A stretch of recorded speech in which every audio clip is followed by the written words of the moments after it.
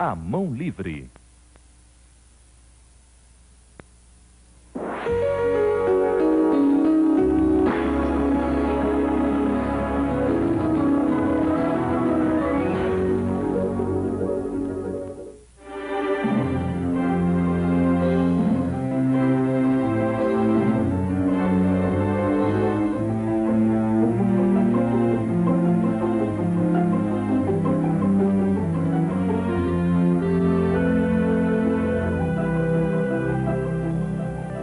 Por muito tempo, artistas se preocupavam em obter obras perfeitamente proporcionais.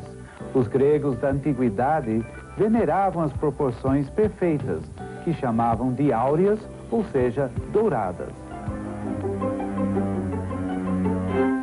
Para descobrir a proporção de um objeto, é necessário saber medir visualmente. Geralmente usamos um lápis para fazer isso. Não nos interessam as medidas reais do objeto, e sim as visuais, vistas de um ponto fixo. Também é importante estar não muito longe e nem muito perto do objeto. Essa distância é mais ou menos a ideal. Para medir com o lápis, vamos dizer, este cilindro, eu vou esticar meu braço à frente dos meus olhos e fechar um olho e fazer isso. Eu vou fazer com que uma das extremidades coincida com uma das laterais. E meus dedos, movimentar os dedos para que os dedos coincidam com a outra lateral. Para descobrir a proporção, eu preciso comparar a largura com a altura. Eu posso fazer isso a olho. Então, eu acho que tem mais ou menos o dobro de altura do que largura. Também posso usar o método pinça, que consiste em medir com o vão dos dedos, assim, e ver a altura. Mais ou menos o dobro mesmo. Mas se eu quiser saber exatamente quanto é melhor usar o lápis. Aí, então, eu vou medir de novo a largura. Agora eu vou ver quantas vezes cabe esta largura na altura. Sem tirar os dedos do lugar, percebemos que é praticamente 2 vezes. Agora eu posso desenhar um cilindro com esta proporção. A primeira coisa a fazer é escolher um tamanho para a largura. Esse tamanho será muito pequeno, porque o cilindro só terá esse tamanho. Este já muito grande, porque aí o cilindro não vai caber no papel. Eu acho que esse tamanho, mais ou menos, ideal. Então a altura vai ser o dobro do tamanho que nós escolhemos para a largura. Sempre será o dobro do tamanho. Aí eu vou pegar a largura aqui em cima e vou completar as laterais, virando o papel, traçando 2 linhas, assim e assim. Como continuar o desenho? Temos outra informação muito importante, os eixos centrais. O cilindro é um objeto simétrico, assim como o cone e a esfera.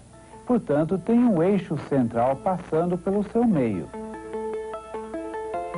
Nesses objetos, podemos imaginar um eixo passando pelo centro e sobre o qual o objeto revolve. Um lado é o espelho do outro. O tampo e a base do cilindro também são simétricos. Portanto, existem estes eixos horizontais, assim como na esfera. Agora posso desenhar estes eixos. Eu vou achar o centro aqui,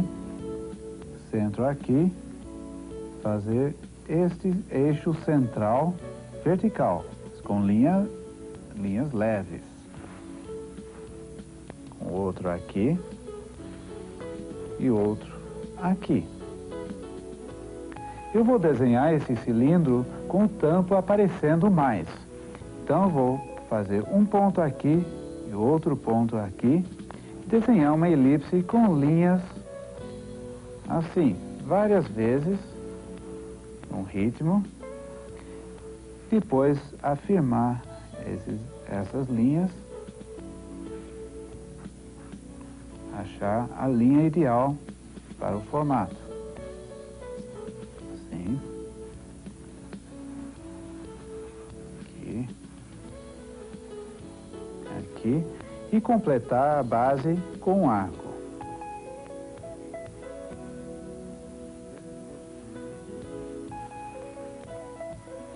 A proporção é um conceito analógico, comparativo. Na realidade, o desenho de observação se resume a 3 analogias. A comparação de tamanhos, que é a proporção, a comparação de pontos e a comparação do objeto com o espaço à sua volta. O pensamento analógico é um dos atributos do lado direito do cérebro. O lado esquerdo não tem habilidade para pensar assim, porque processa as informações logicamente. Para desenhar a esfera, usamos o mesmo processo do cilindro. Só que nós não precisamos medir as proporções, porque a altura e a largura são sempre iguais. Então vou fazer uma cruz, que são os eixos centrais da esfera. E essa altura tem que ser igual a essa largura. Aí eu coloco 4 pontos aqui e faço um círculo. E outro em cima, até atingir um círculo perfeito. Aí eu posso reforçar as linhas.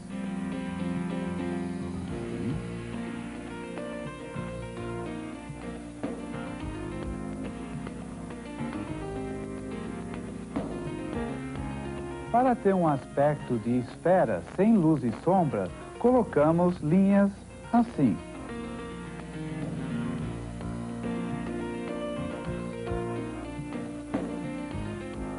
O desenho proporcional é importante, pois dá opções ao artista, liberando sua criatividade. Mas você não deve se tornar escravo do desenho correto, pois isso só é um objetivo nos exercícios.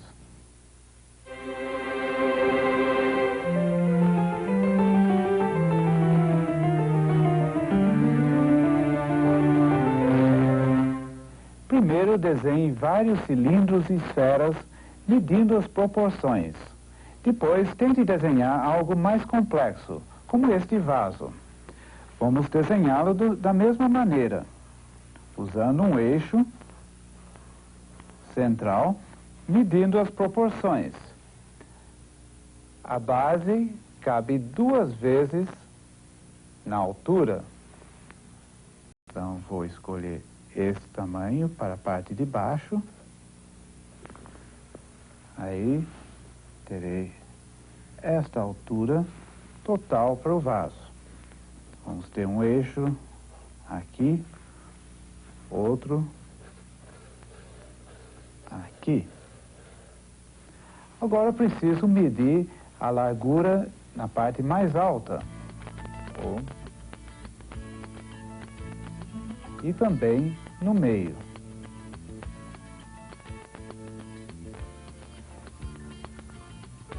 Parte mais larga, quase a mesma coisa da altura. Sim. Esse eixo central vai me ajudar muito a fazer as curvas. Veja.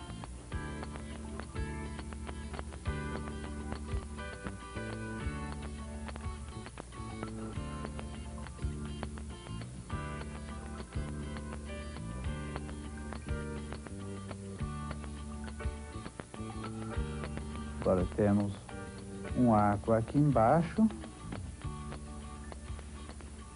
e a boca aqui, que aparece muito pouco.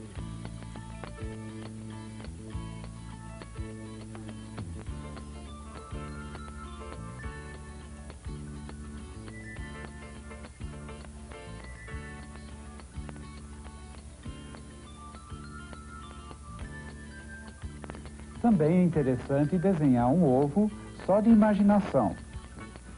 Assim praticamos o uso dos eixos. Então, vou fazer um eixo central vertical e outro eixo horizontal, mas não no centro, menor do que o vertical. Aí fazemos isto com ritmo.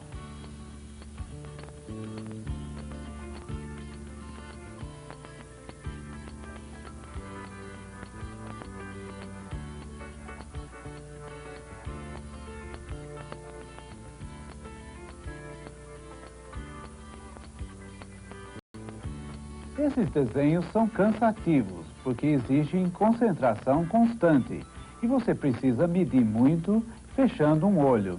Além disso, não exercitam sua criatividade nem sua expressão. Mas nada disso é uma desculpa para não fazê-los. Se você quiser dominar o desenho, são muito importantes. Mesmo para quem não desenha, são interessantes, porque estimulam o lado direito do cérebro.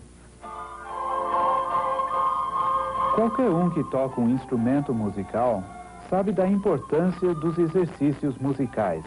Passar um tempo interminável tocando escalas e outras peças como exercícios. Um pouco chato para quem está tocando e horrível para quem ouve. Esses desenhos são como exercícios musicais. São um pouco chatos para fazer e não têm valor artístico nenhum, mas são muito importantes para exercitar o olhar e até a mão.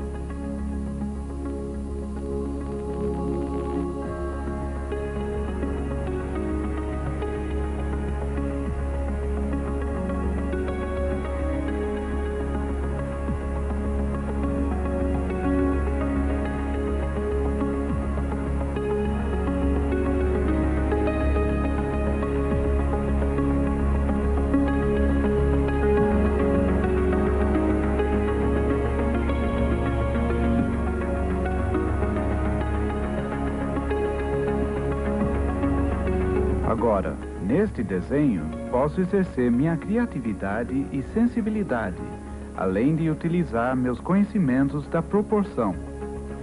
Veja que sobre um desenho realista, estou criando a cor e a atmosfera.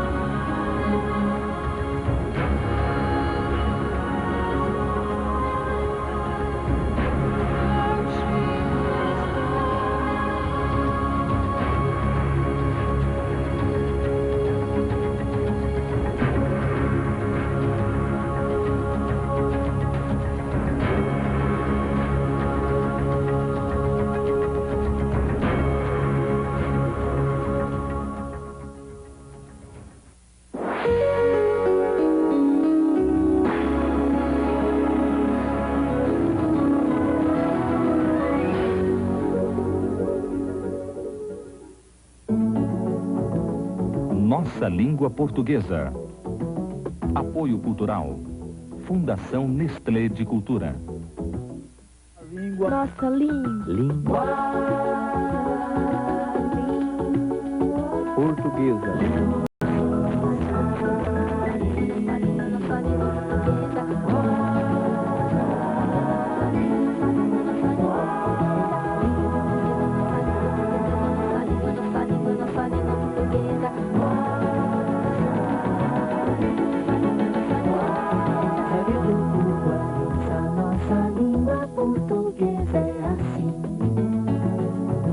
Quem é que não conhece a canção Travessia, do Milton Nascimento e do Fernando Brant? Os versos iniciais dizem: quando você foi embora, fez-se noite em meu viver. Qualquer dicionário vai dizer que viver é verbo. Nesse caso, não. O Fernando Brant, autor da letra, usou viver no lugar de vida. Fez-se noite em meu viver, fez-se noite em minha vida. Viver deixa de ser verbo, passa a ser substantivo. O nome disso é derivação imprópria, o uso de uma palavra fora da sua classe gramatical normal, comum. Isso é muito comum em literatura, em poesia, e não é comum no mau sentido, não. É comum porque acontece bastante. Pelo contrário, é uma coisa muito expressiva, muito forte, interessante, porque quebra a rotina da tradição do uso linguístico, cria a inovação linguística. Eu quero que você veja o que fez o Caetano Veloso na canção Desde que o Samba é Samba. Veja o que ele fez com a palavra quando.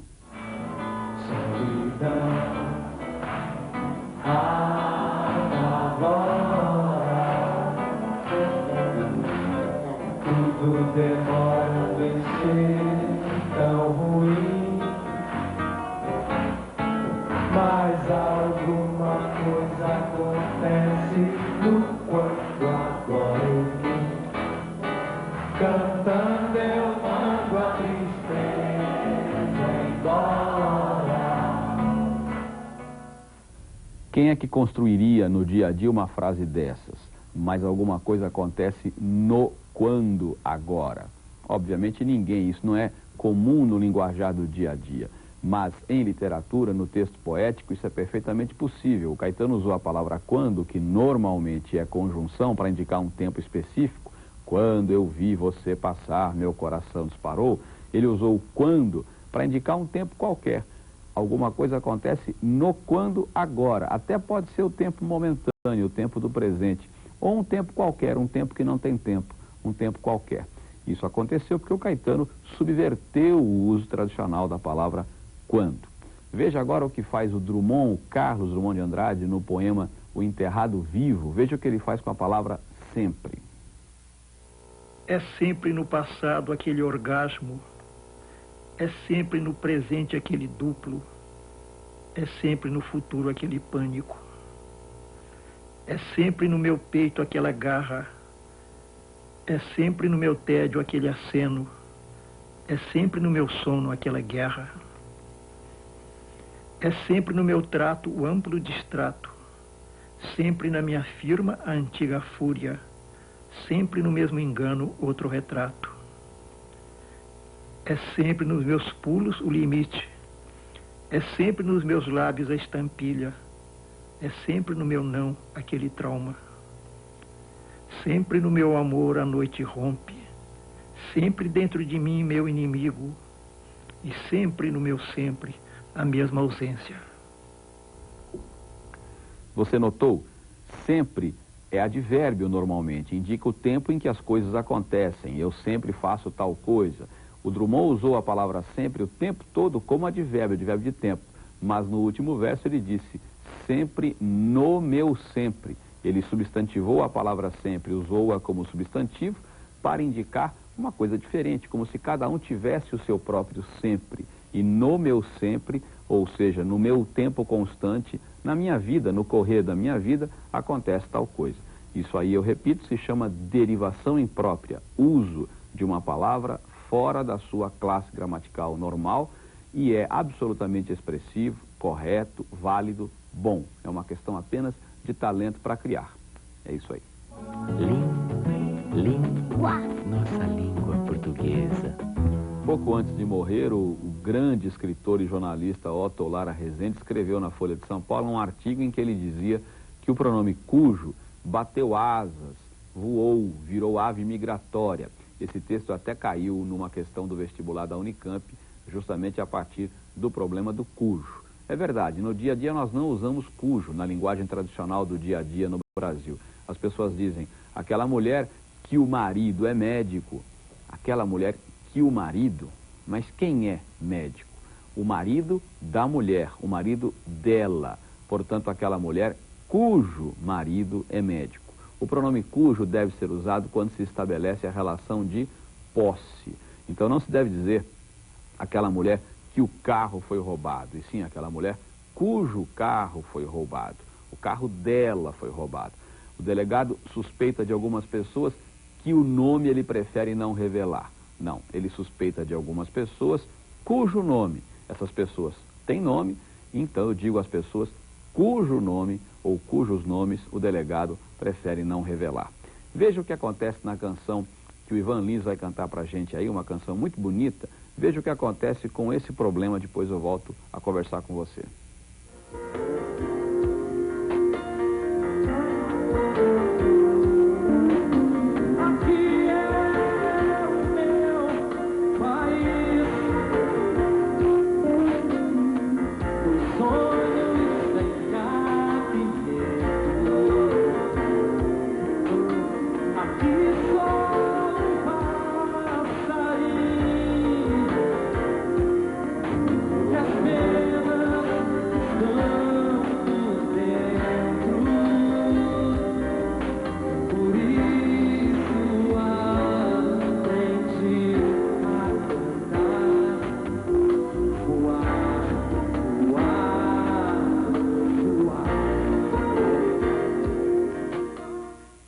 Essa canção belíssima, lindíssima, é do próprio Ivan e do Vitor Martins. Música do Ivan Lins, letra do Vitor Martins.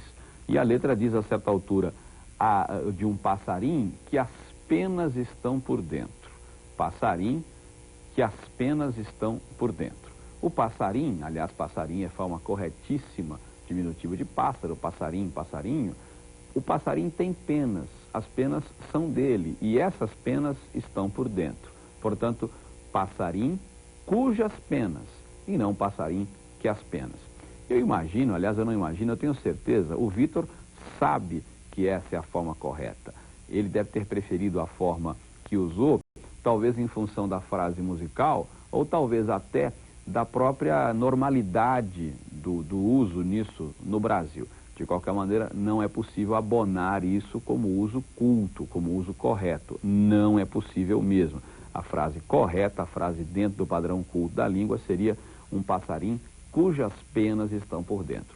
E a gente chega a situações às vezes até engraçadas quando se diz aquela mulher que nós almoçamos na casa dela. Pense bem, aquela mulher que nós almoçamos, acabamos de confessar o nosso canibalismo. Nós literalmente deglutimos a mulher na própria casa. Absurdo. Nós não comemos, nós não almoçamos, deglutimos a mulher, e sim almoçamos em sua casa. Portanto, aquela mulher em cuja casa almoçamos, e não aquela mulher que nós almoçamos na casa dela. Então, use o cujo, faça uso do cujo na linguagem formal e até na linguagem coloquial, quando você puder usá-lo. É isso aí. Nossa língua portuguesa. Nós vamos colocar crase no A. Todo mundo já ouviu isso. É comum esse tipo de coisa. Devo colocar crase no A? O A tem crase? Ao pé da letra, não. O A não tem crase. Por quê? Porque crase não é o nome do acento. Aquele acento capotadinho, ao contrário do agudo, aquele acento se chama grave. E com ele, acento grave, indica-se a ocorrência da crase. Crase é uma palavra grega, em grego crasis, não é? Quer dizer fusão, mistura. Mistura de quê?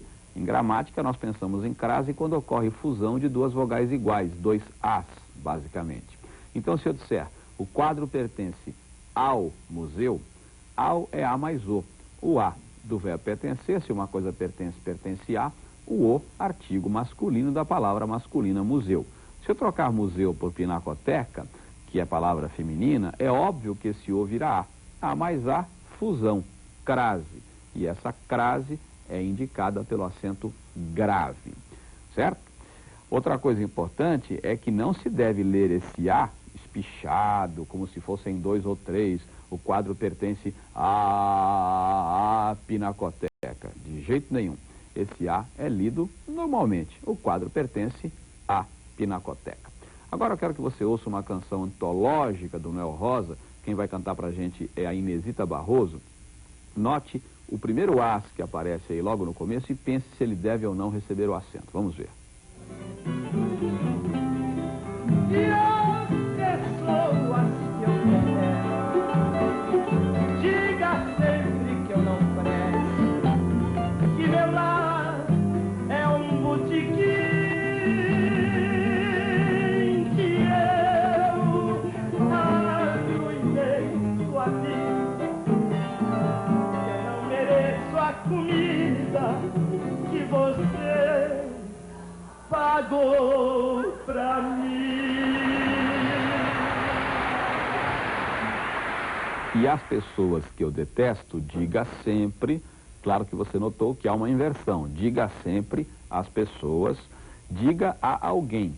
Diga a alguém, o verbo dizer pede a preposição as pessoas, pessoas, palavra feminina, artigo feminino plural, as, a mais as, fusão, crase, portanto, o acento indicador de crase, o acento grave, é correto, deve ser usado aí. Agora, e no dia a dia, nas placas que se veem pelas ruas, será que o acento é sempre bem empregado? Não sei, tenho lá minhas dúvidas. Por exemplo, você vai ver aí 3 casos. No primeiro caso, a 100 metros, 100 metros, plural masculino. Então é óbvio que esse A não pode ser fusão de 2 As. Como é que vai haver um artigo feminino com plural masculino? Esse A é só preposição, não deve haver acento, está correto aí. Depois, atendimento a idosos. Mesma coisa, idosos é plural masculino. O A só pode ser preposição, não deve haver acento, está correto aí o que diz a placa. Agora, no terceiro caso, não. A 400 metros é plural masculino, o A é só preposição, mas você viu que o acento foi usado, foi mal usado. Portanto, cuidado, não leve muito a sério o que você vê nas placas, você pode ter uma informação errada. É melhor pensar, crase é fusão. Para que haja o acento, deve de fato ocorrer a fusão dos 2 As. É isso aí. Nossa. Guá. Nossa língua. Nossa língua. Portuguesa.